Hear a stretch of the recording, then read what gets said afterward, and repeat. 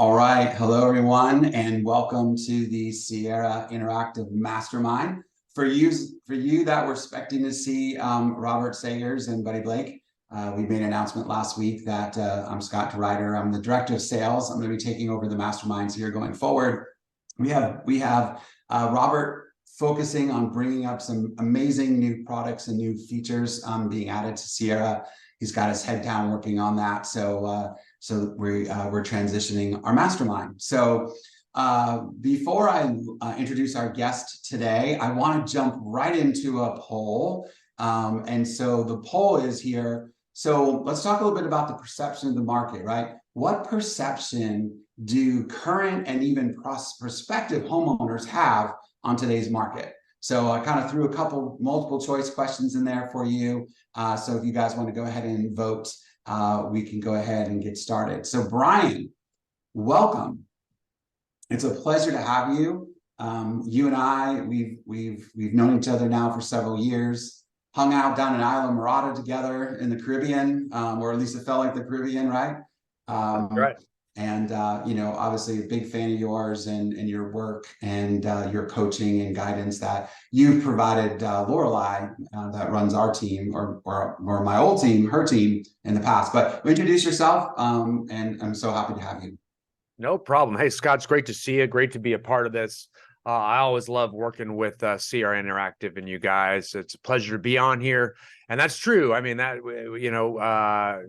you've worked with our organization for a long time, and I've gotten to know you at a few different events I've spoken at as well too over the years. So yeah, it's good to still be together again, my man. And for those of you who don't know, I'm the founder of Icenhower Coaching and Consulting, and what we are is we're really a real estate consulting, coaching, and training systems company. Our focus is really is the top of the top. We coach many of the highest producing agents, especially teams and brokerage owners and managers across North America. We have a team of over 45 coaches that helps us do that. We provide them a lot of their training systems as well too. So we develop and build and create online training systems so that the leaders of many of these organizations will have online training for the agents that are in their stead in their organizations, help them provide tools and accountability and tracking and actually certify their agents and provide them with their own designations and things like that. So we build those online systems for them. And it's been a wonderful ride. It's been a wonderful ride. So our focus is usually, the neat thing about it is when we do have our conferences like the one you went to, I believe last year at Isla Morada. Last year, yeah. Our conferences are very unique real estate conferences because everybody's this powerful leader. There are, you've got some really successful human beings all getting together. And what's unique is it gives us, I feel like I'm very fortunate because it gives me a very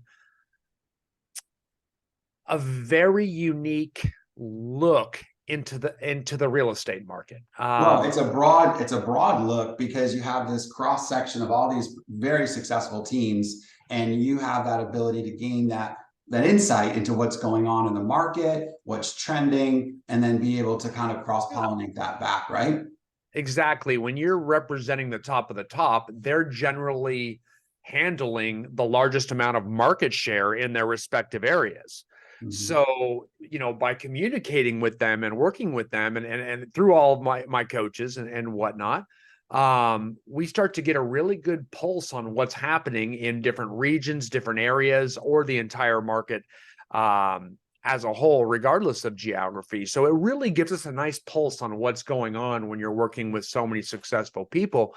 Because especially in the last few years, the market's been so volatile with so many unique things we've had to deal with. You're going to get different perspectives, the people killing it, people that says, I can't find anything to sell, or people that I can't get anybody qualified, or people saying, wow, everything is going up and it's crazy and we've sold a lot. So it's good to get a real large segment of the population. And because our clientele is so successful, it really does help us do that. I feel fortunate. So that's perfect. It's a perfect segue, right? Into kind of my first question for you is, what is, with all that framework of where the knowledge is coming from, where all the data is coming from, what is your outlook on the second half here of 2023? I mean, units, prices, interest rates, when will it normalize? I mean, tell me a little bit about what your perspective is as we finish up here. And I don't want to influence any polling numbers, man. But I think the poll might be in. So yeah, okay. If anybody even listens to me, I don't know. But yeah, okay. If the poll's in, then we're good. Okay. So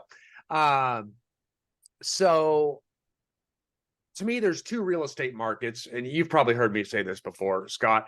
We got to divide it in two because you said a few of them there, and I always break the real estate market into sales and prices. Okay. And when we talk about prices, that's what the public cares about, right? The public cares about prices, whether values of real estate, and in our case, we'll talk about residential real estate, is going to go up and down. That's one. And then you've got sales. And the only people that really care about sales are people like us that are in the industry. That's how many sales are going to happen. And, we get paid a percentage of those sales typically. And we all, so one way or the other, are successful based on the amount of sales that our respective organizations do. So those are two different markets, and the media continuously confuses them, I think intentionally, to create clickbait. So we see, it's very, even though we have seen that the median home prices are increasing and the dips were very small on overall, and that we have the shortage and this housing supply issue, and we're seeing prices increasing. You've been hearing a lot of stuff out there about how real estate's crashing, and well, you're right. Sales did drop. That's right. I don't call that prices crashing, but quite frankly, some very respectable news media organizations out there, many of them shockingly, whether it be ignorance or intentional, mix that up. So that creates an opportunity for us as real estate agents to really get out there and educate, because people are backwards on this, and they are every time the market moves around, because the media tends to do this. But I think now more than ever in the information age, when everybody's, everybody's an expert, you see it a lot. So long story short, to answer the question, housing prices, so long as we're talking about, things around the median home price, below that, or even a little bit above that, we're real strong everywhere. Every one of our clients, every one of our brokerages. I mean, there's a few areas that maybe got overvalued, the Boise's, the Austins, the Nashvilles, that took a little bit of a dip back, but most of that's leveling off. They're all still getting multiple offers on everything right now. Inventory is still drastically low everywhere.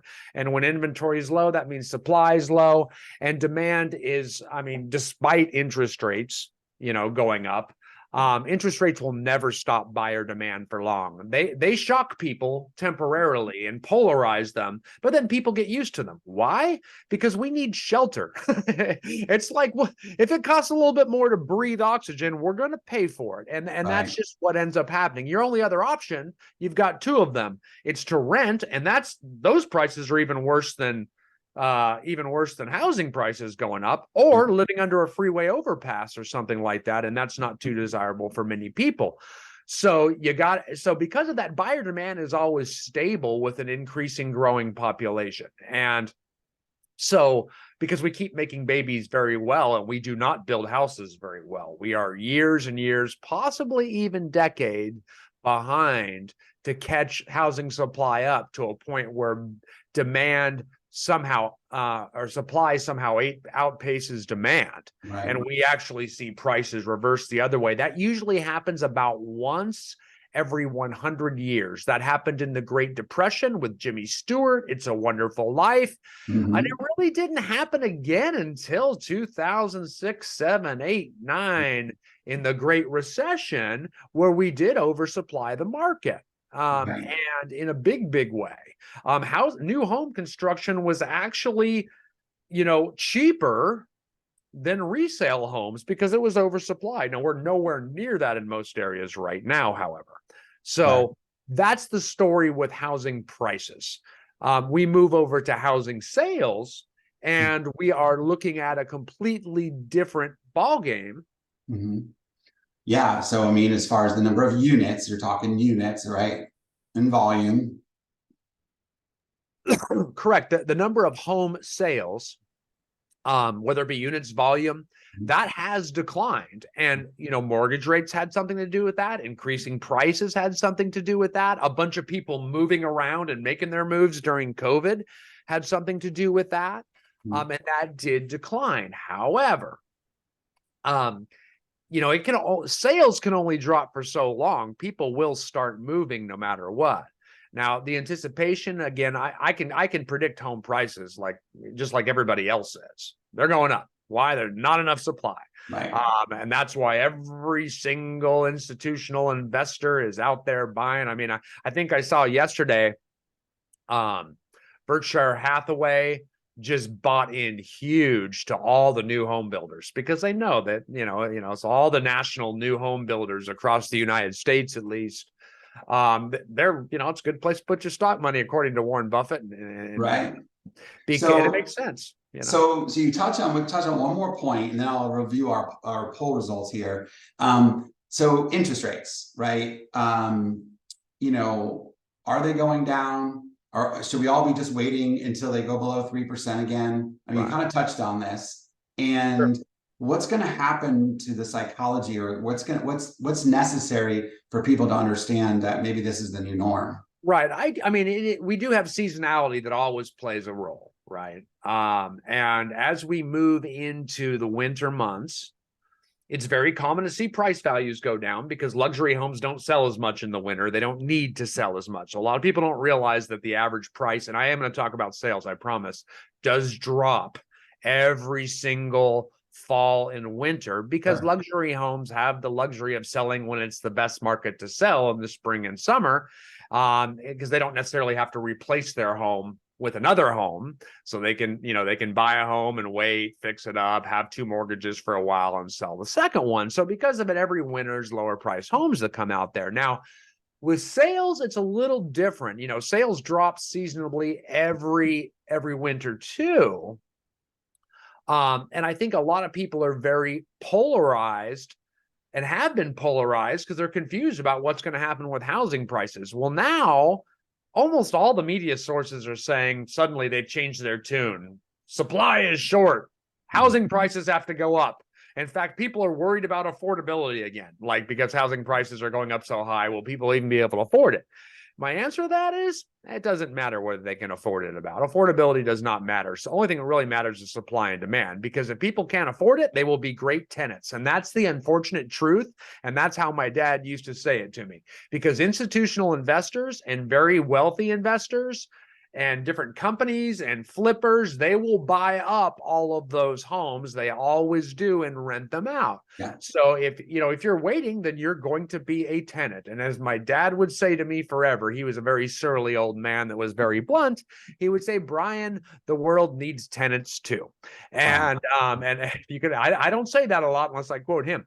However, that was the idea. But it doesn't surprise me you're going to start seeing the government, trying to get involved and help more supply get to the market like they already have, just to correct that problem. What's happening with the agents, though, is they're feeling the fatigue because there's been low sales volume, there's low inventory, and there's more interest rates. So it's a lot of bad news. Yeah. However, we're looking at sales volume this year, and in all likelihood, we're going to have sales volume. We're on track for it. We're 7 months through the year, 7.5 months, and we're through the busy season. We can tell we're probably going to have the third highest sales volume on record. Because of the prices and because they're higher prices. Despite the fact we have no homes for sale. Do you know what the second highest sales volume was? 2020. The fourth? If you count this year, it'd be the fourth, 2019. And those were those were the years we had multiple offers on everything.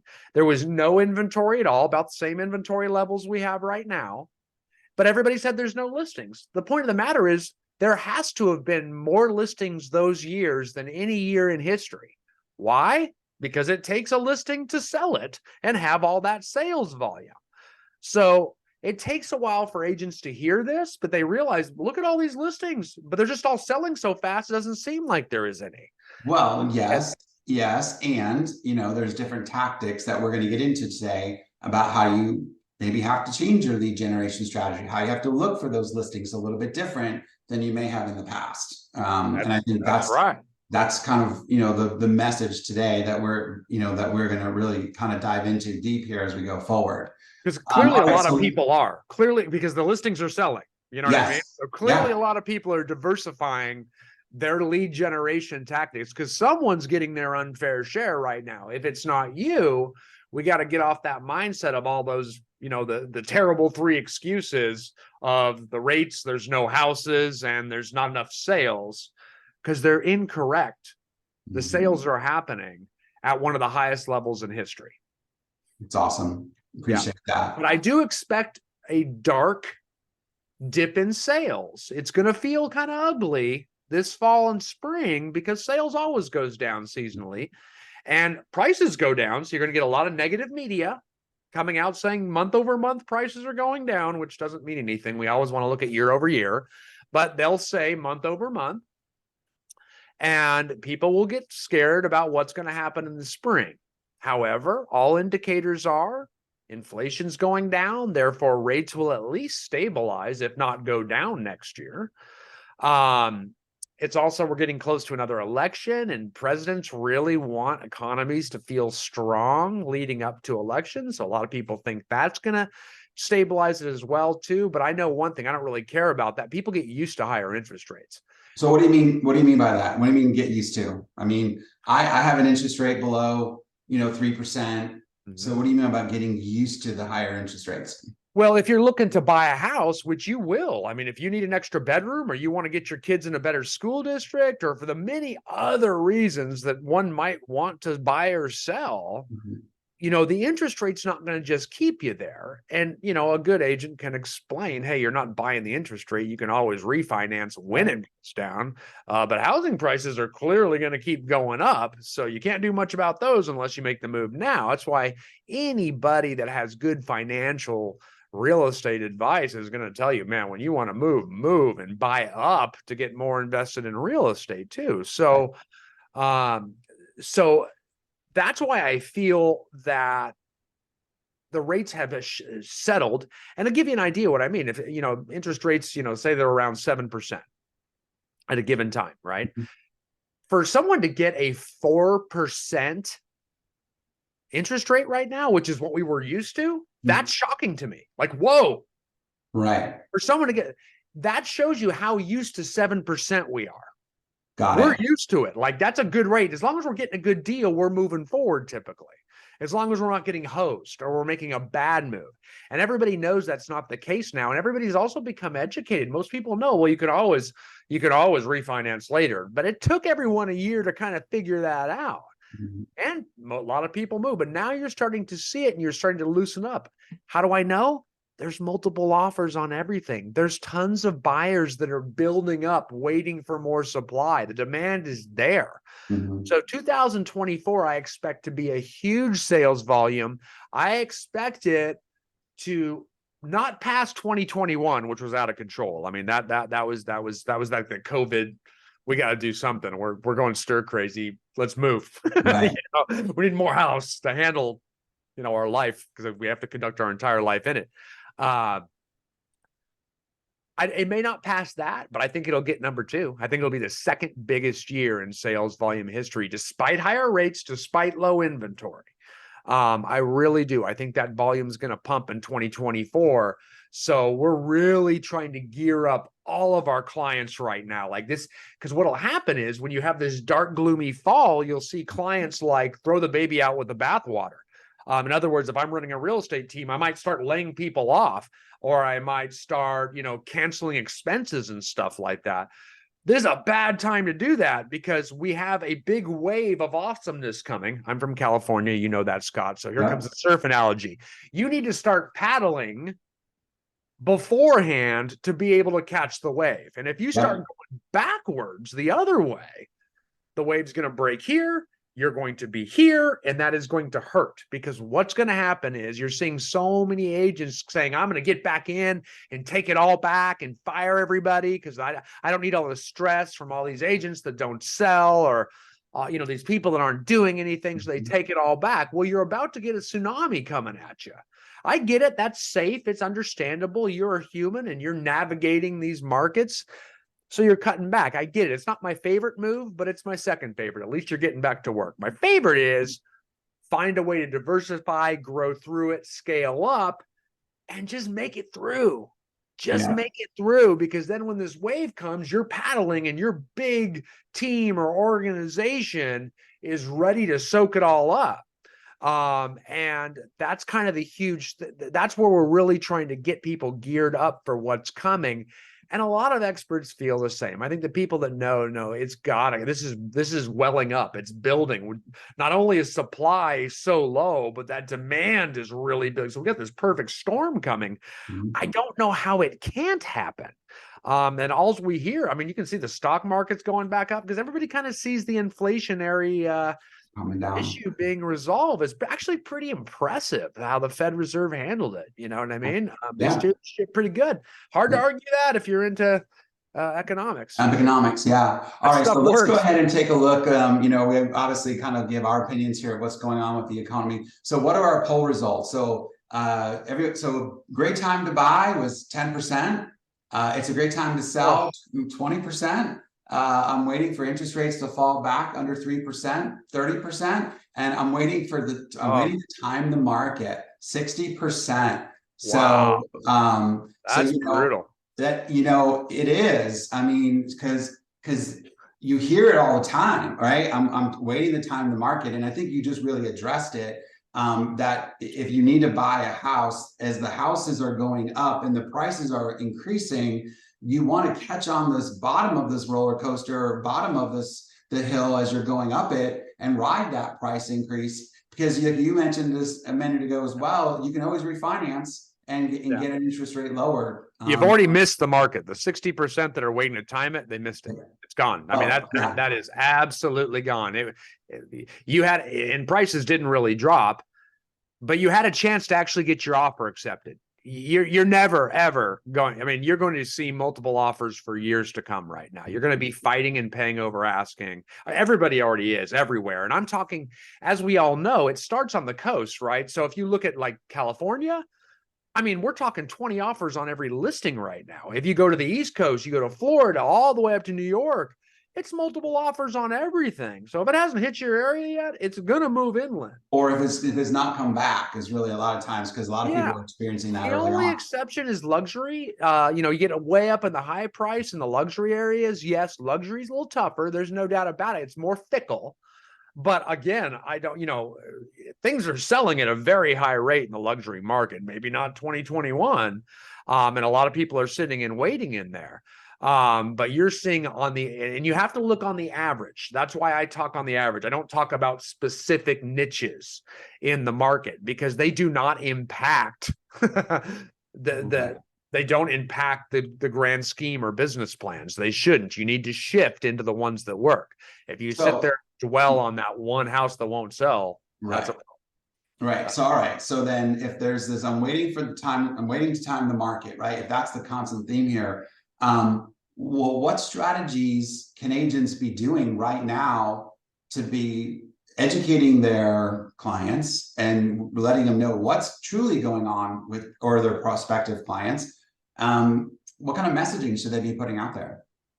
Well, I think it's really important to be talking about the market, because there is a lot of confusion out there. And what's neat, this is great, because Sierra has I'm going to plug you a little bit right now. This is great. Sure. This is a nice. Look at this guy's like, I got this.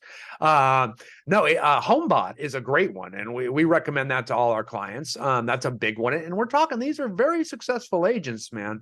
HomeBot is wonderful. I get HomeBot.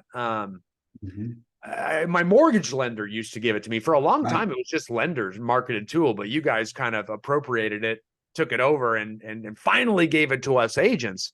But I've been addicted to it for years. I own quite a bit of real estate, and I ask, the agents that represented me on acquiring a lot of my investment rentals to set me up on HomeBot. So that way because I'm not going to go check prices and run CMAs and all my investments, but every month I got HomeBot telling me, right? Right. And yes, go ahead. Yeah, I'm saying for those that don't know what HomeBot is, it is an AVM, automated valuation model, that you can plug your client's address, right into it. And on a quarterly basis or a monthly basis, you can pick your cadence. It sends them an updated valuation report, right? And we can drop a link in there if you guys wanted to ping HomeBot, which is one of the sister companies of Sierra Interactive and ASG. You guys can check it out and see how you can possibly use that tool. And then I'll tell you, with Sierra, you can set it up in such a way that you just apply a tag, HomeBot, right in Sierra Interactive, and it pushes the address right over to HomeBot for you and launches your campaign. So it's a really seamless integration, using it with Sierra Interactive. So there's my shameless plug right there. Oh, you're dripping on it's so wonderful because you're dripping on all these people that are in your funnel, whether they're members of your sphere of influence, people or acquaintances and things like that. Or even people in a farm, like if you have a geographic farm you're trying to market to, and we have all them in a database. If you're just constantly adding value, there's something about saying, hey, here's the value of your home and here's how it's trending and all the other beautiful information that they give you about your house. It's actually specific to what you do. It's a little different than, hey, don't forget to turn your clocks back. Well, and it doesn't carry the same weight. Well, it even goes as far as the homeowner can update their home. So, if there's an addition that was put on that, they didn't pull it in from the tax records, or they've done some, upgrades to the house that they want to take into consideration, they can fine tune that value, which I think makes it more powerful, because then they don't keep ignoring this report that comes out that's, they know is wrong or they feel is wrong, right? So it's free. They can see how much equity they have in the house. I mean, it's crazy intuitive. And I'll tell you, so it's a wonderful conversation piece. And we all know, I mean, HomeBot is not going to take over like real estate agents. We do know that real estate values are local, and HomeBot's not going to be as accurate as you would be sitting in their living room, but it provides a conversation piece. If they think it's too low, they reach out to you. If they think it's too high, they reach out to you. Right. And now we're talking about the market, and you ask, how do we educate them? Well, we just got them on the phone. You know what I mean? We just saw them at the grocery store, and all of a sudden we're actually talking real estate. Mm-hmm. I mean, you talk about providing customer service. We always think of customer service to our clients, our active clients in the transaction, from listing all the way to closing, let's say. But where agents need to get good is providing customer service after closing. Mm-hmm. So we don't just take the commission and run, or even before we start to work with clients. Correct. You know what I mean? So if we're evidencing our customer service and providing value, they appreciate it and they respect it. So it's an extremely real estate relevant way to add tangible value. You're educating them about what, for most people, is their largest asset and what it's worth and the valuation of it. Yeah.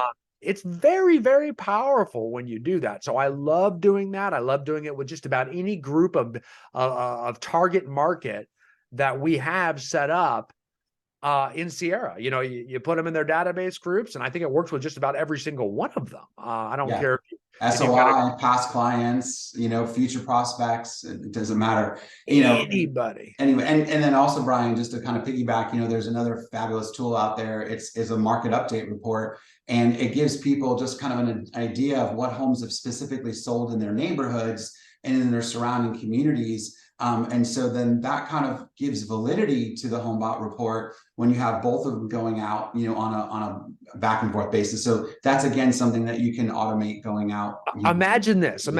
So I know open houses are hard to come by, right? But we literally teach everyone right now. This will give you another use. Okay, I'm just going to throw it out there. So we literally teach all of our clients right now, because open houses and listings are so scarce. Like the name of the game is trying to get listings. If you get listings, you control everything. You'll find your buyers more houses if you get listings, because then the other agents will care about you. You know what I mean? It's like, oh, I got to accept his offer because he's got all the listings. That's why the rich get richer in this business. So you must focus on listings.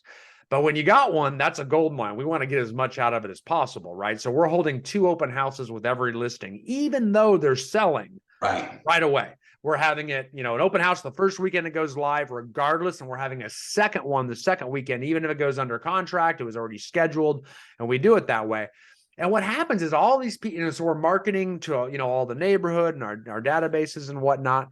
And as these people are coming by, you'll get tons of people. Why? You've got a blood diamond. I mean, you literally have a listing in an inventory where no one has no listing. So people just love to come see it, right? Well, and Looky-loo neighbors, don't think that they're not buyers. interviewing you, right? I mean, don't think, that they're not looking to see, well, gosh, who is this person, right? That's, got this listing in our neighborhood, and how do we get to know them if we decide to sell, right? That's correct. Yeah, they're interviewing you too.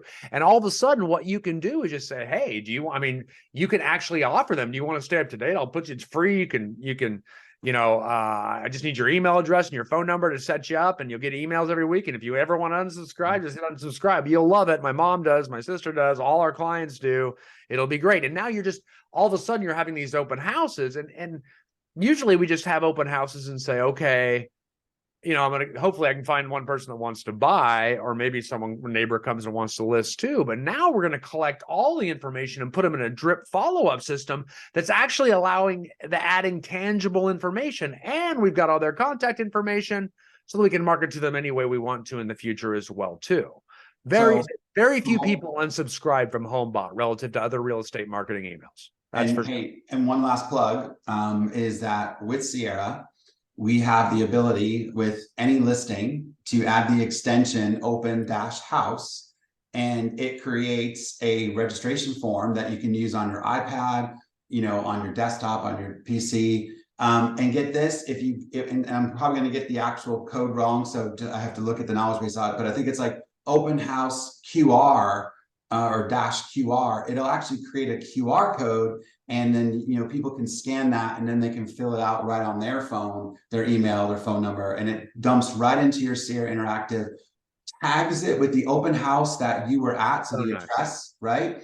And then by tagging it as an open house, that's what you can then have an automation trigger that puts the HomeBot tag there that fires that HomeBot. So just by starting with your phone, scanning a person's information, putting it into Sierra Interactive, and then it just flows downstream, which is beautiful, right?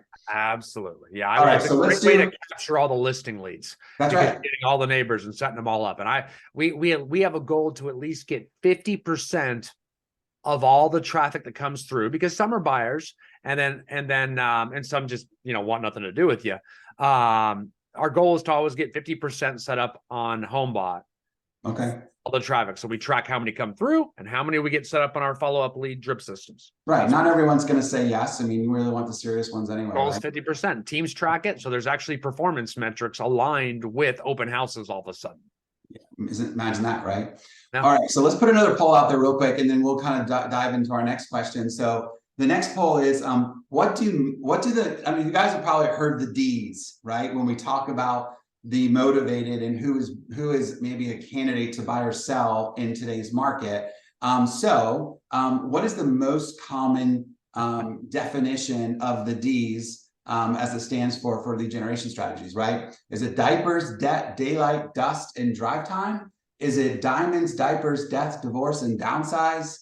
Is it death, dating, decorate, daycare, and daytime and drive time? Or finally, is it downsize, drive time, delusional, and dream? So one of these is the right combination. I don't know if you have a favorite one. Unfortunately, us panelists can't vote, but I thought some of them were pretty hilarious in there. So all right. So we'll go ahead and give those guys a couple seconds to vote on what they think the most common. That is an awesome one. I love that one. That's Thank cool. You.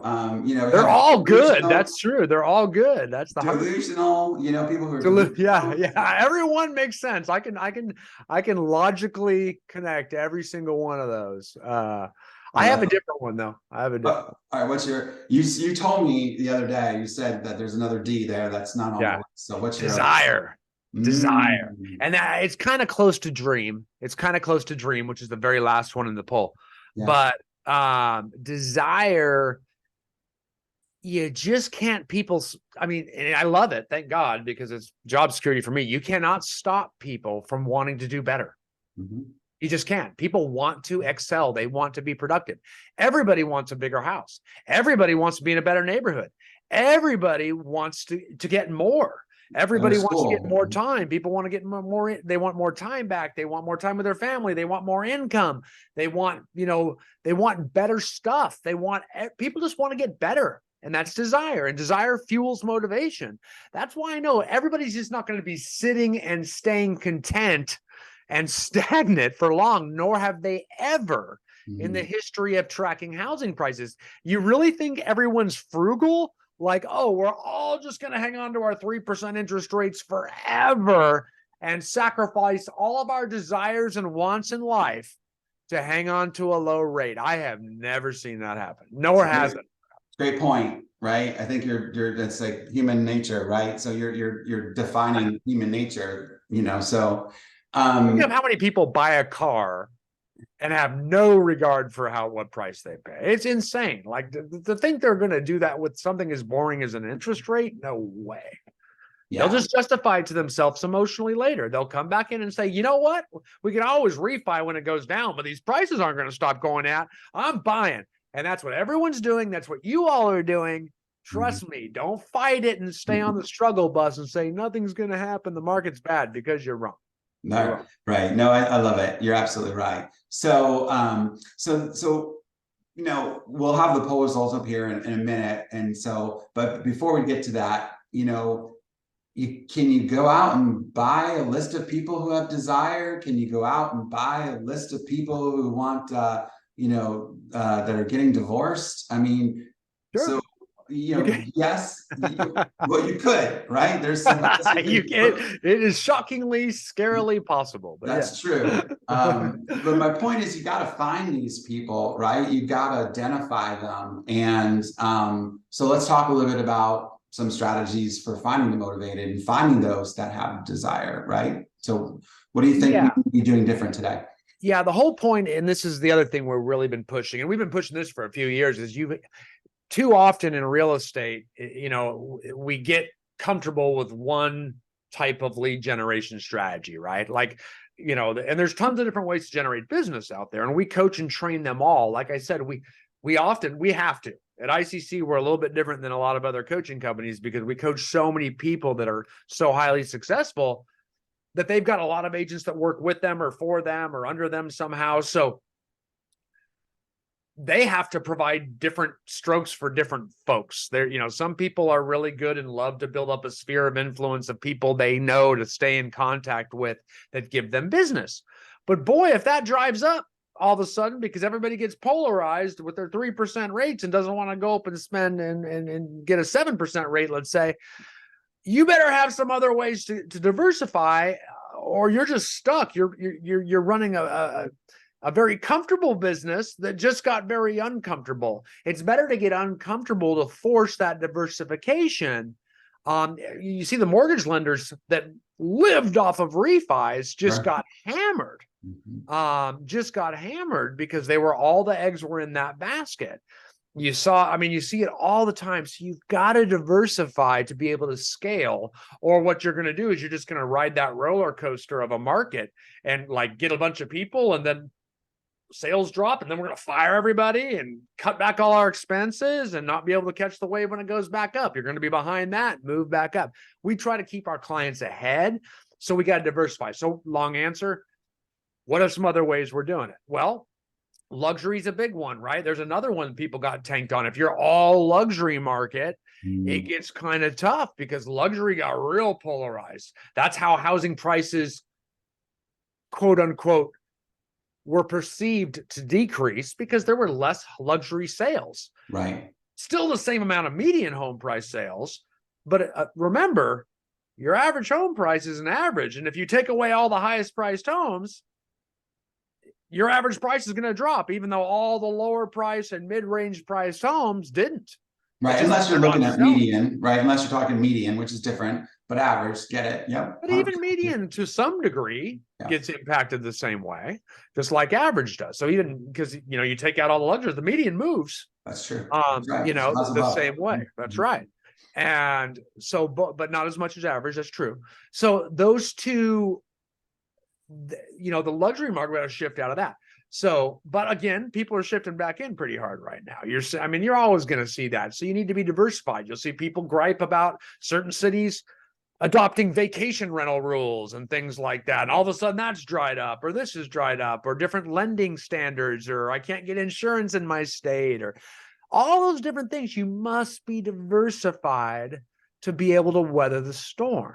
Okay. It's so important. So what are the other things that, you know, a lot of our teams, we always put at the foundation your sphere of influence, because growing that, the people you know, or at least have heard of who you are, that you're in contact with, that you have in a database in Sierra, that's going to be the bulk, because that's the one that's going to get you the highest price point. It's going to stay with you over time. It's the one you can retire on.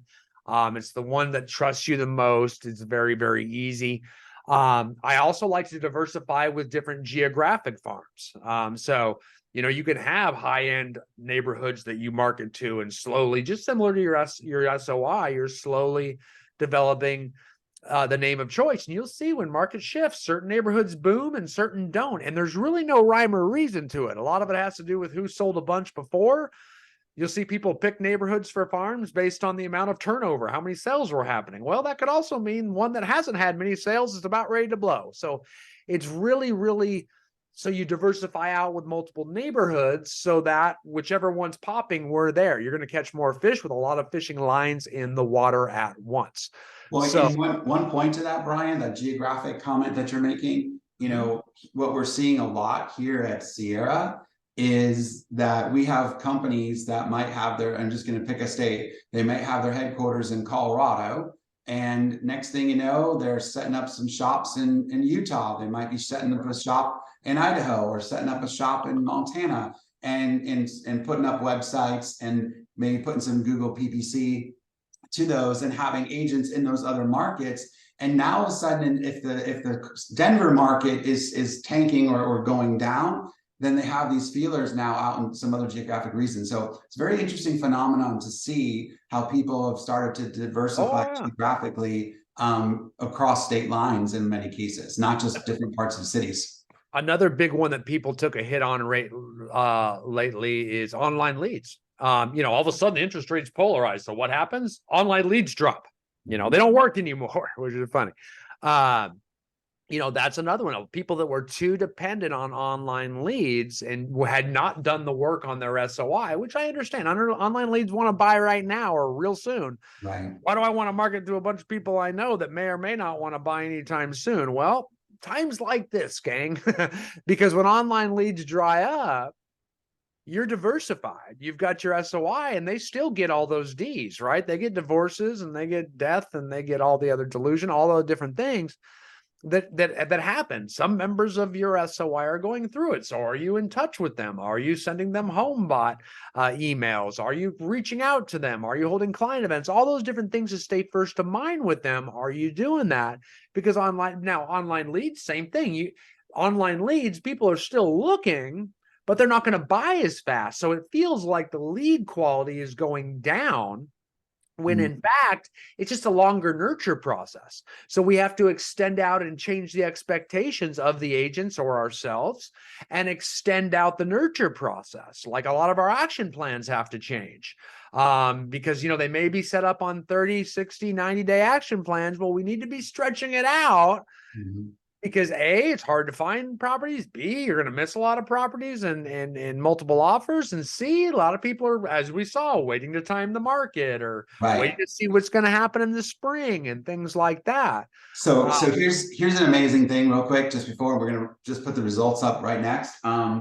Is in Sierra, when you have someone searching on your IDX, your Sierra Sierra connected IDX all in one system, right? And they come back and look at a property alert that maybe they haven't been back to your site in 120 days, 130 days. You get notified right away. Right away. It makes you feel so good, man. It's like 144 days ago, this person hasn't been to your site or clicked on a property. And now they've clicked on this property, and boom, you get a task in your inbox that maybe it's a great time to follow up with this person because now they're re-engaged, right? Yeah. So, amazing triggers. I can't tell you. They're behavioral triggers that really can help you identify exactly what you're talking about as these cycles start to lengthen, right? I can tell you right now, my wife has the #1 real estate team in Central California. Okay. And, I spend a lot of time with my wife.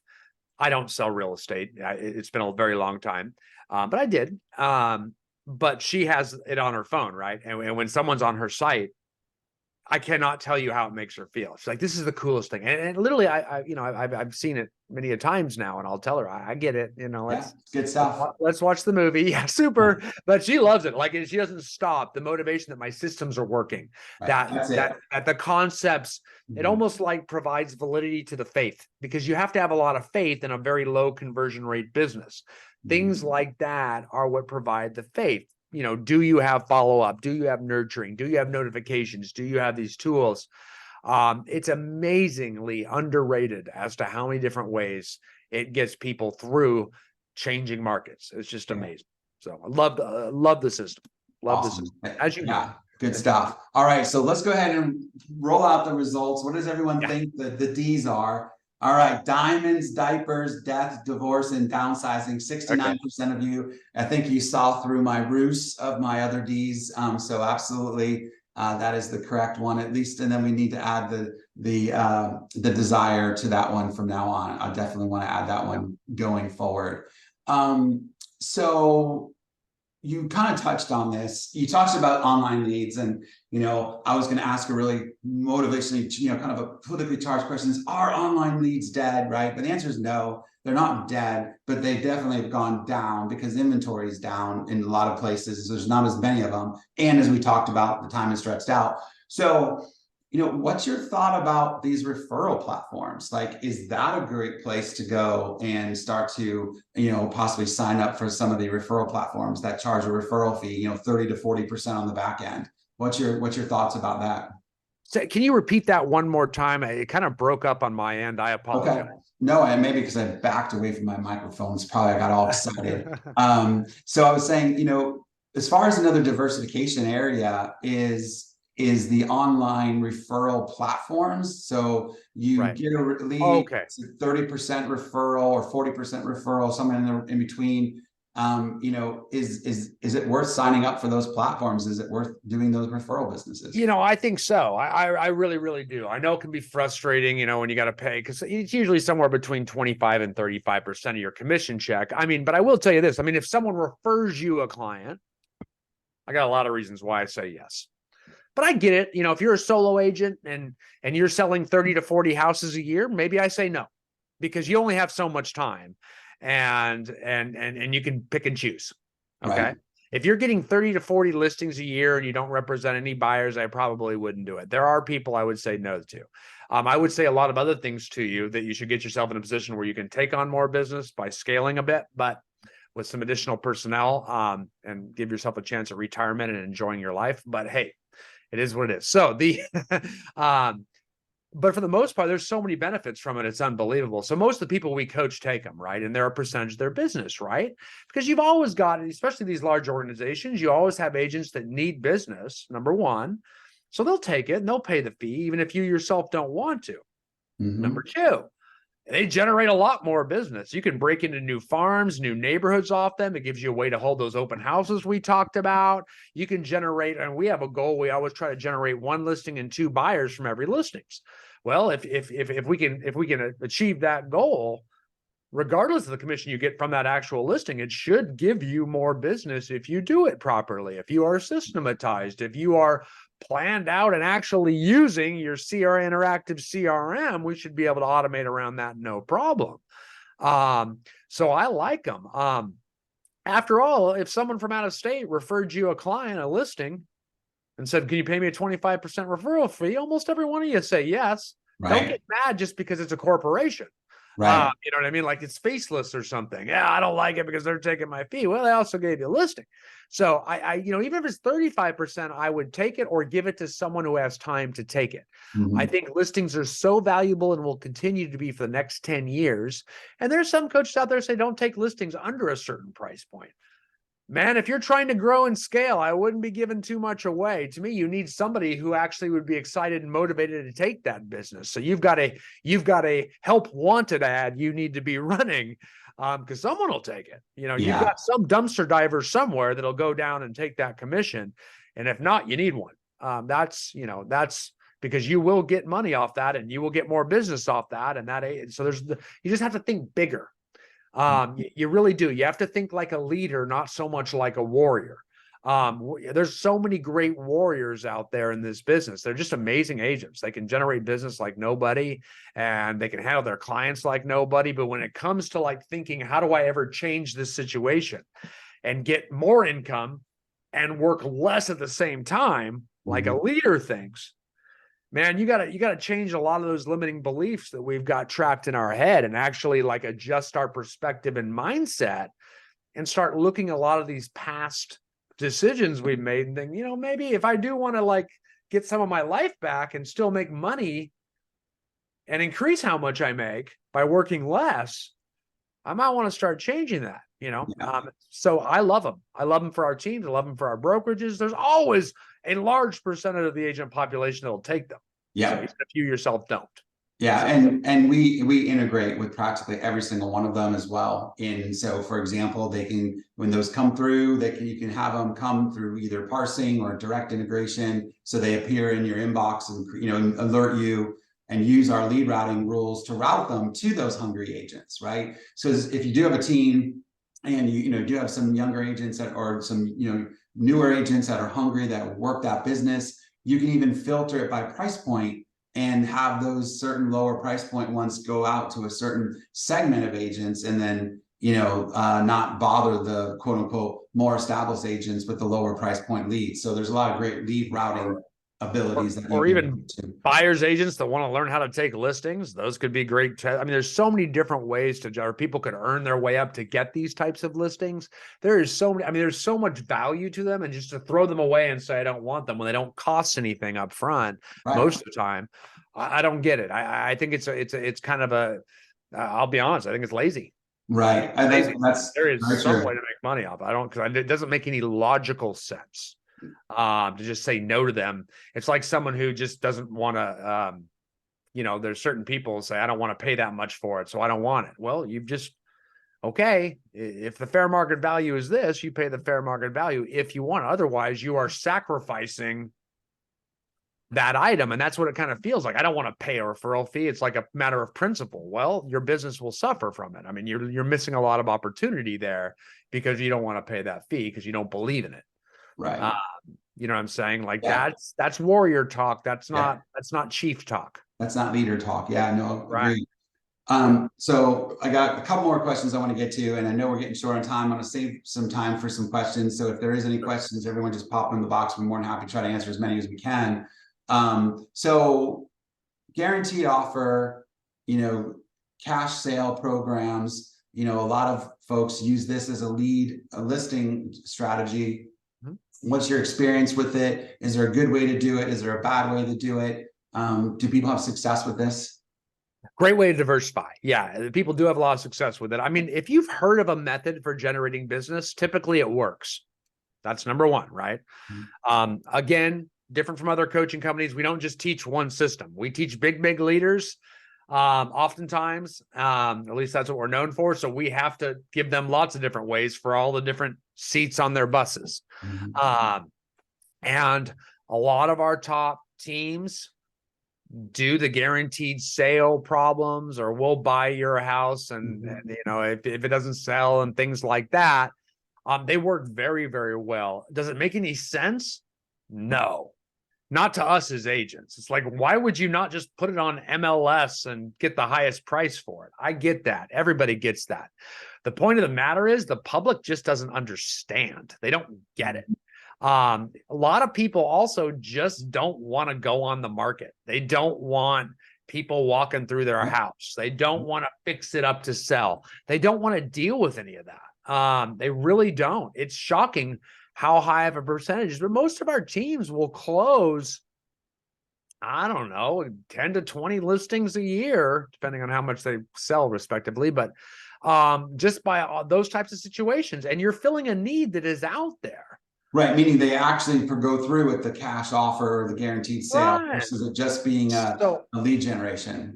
Yeah, if you're not, I mean, so again, we're talking about diversifying. So why are we not signed up for all these online referral service? If you sign up for coaching with ICC, we give you a list of like 80 of these you need to sign up for, and all so the listings are randomly coming. And yeah, you can gripe about them if you choose to do that, or you can, turn that frown upside down. Same with this. You're going to get a few of these coming in. So all of a sudden you're diversifying, and drops in sales volumes are supplemented and overcome by doing all these different things. And so, yes, they do work. There are people that just want the convenience. There's people that think it's the smart way to go.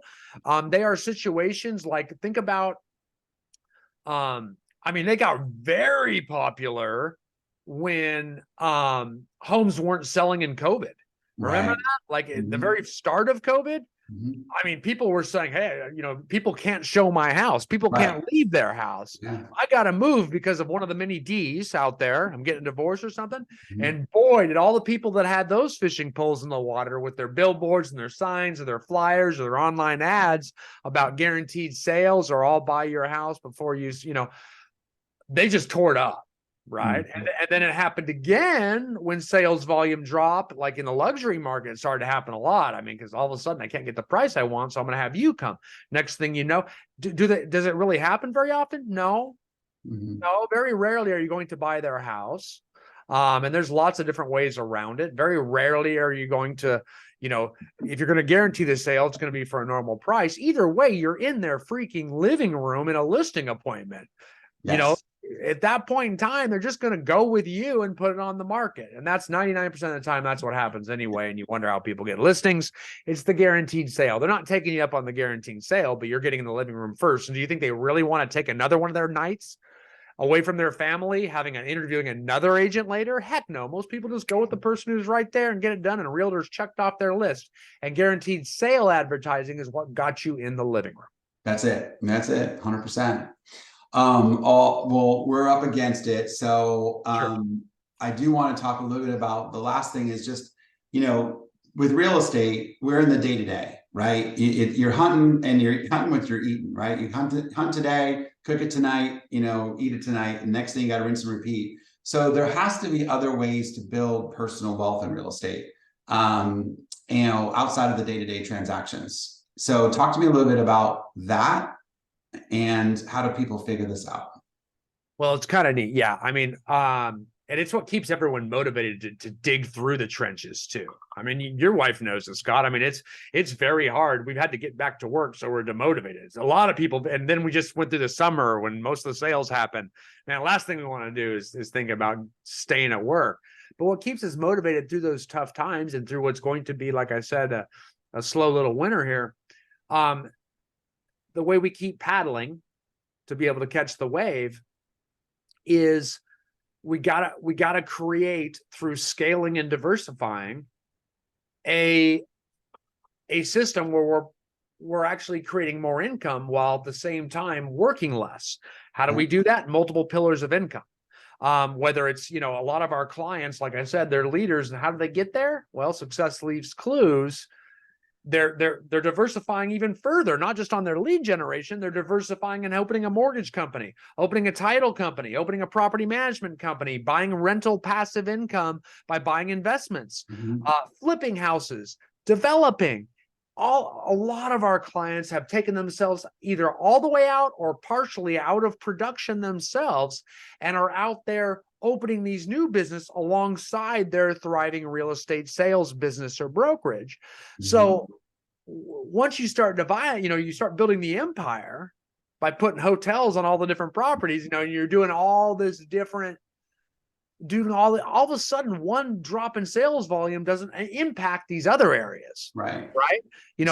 So we coach on all those different levels So we're coaching all these leaders on how to expand. And if you know that's the goal, that's the finish line, and that's what it looks like, you'll work through the difficulties in scaling, the difficulties in lead generating, because you know that you're going to stop pedaling and paddling sooner or later. Right. Or not have to paddle as hard. Right. And so on that note, you have a summit coming up here in September. It's the ICC Summit in San Diego. And I do believe the title of your summit is Scale, Diversify, and Success, right? Yeah, that's right. Scale, diversify, and success. Yeah. And, we just dropped a link in the chat there if you guys want to check it out just to learn some more information. But you guys are going to go through some of these strategies on diversifying rental income properties, mortgage companies, title companies, some of these other ways to grow your ancillary business as well. That's correct. The whole theme of the summit's that, I mean, don't worry, we're going to be talking about ways to sell real estate too, but you will never see a conference in this industry that is going to be more leadership based, where you're actually seeing what it looks like. And we're going to have a lot of big speakers up there that and you've seen that are doing this at the highest levels. They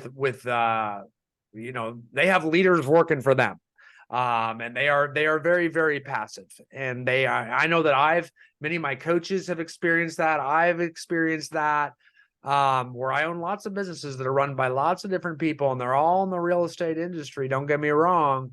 And it's because I'm scaling. I'm not stuck in that warrior mentality where I just have to work more to make more money. I'm telling you, the purpose of our company is to break people through that ceiling and take the lid off it so they can actually start to realize, hey, and you wonder why these people are so motivated, whereas the vast majority of the agent population is just like, man, I just can't take it. I don't want to do this.